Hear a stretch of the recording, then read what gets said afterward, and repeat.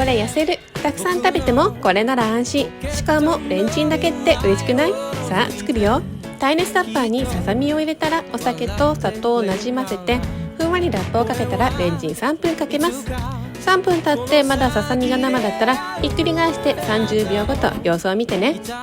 ささみの粗熱が取れたら、こうやってほぐしていって、きゅうりとミニトマト、ごま油と鶏ガラ、醤油、にんにく、いりごまを振って混ぜ合わせたらもう出来上がりです。簡単でしょ？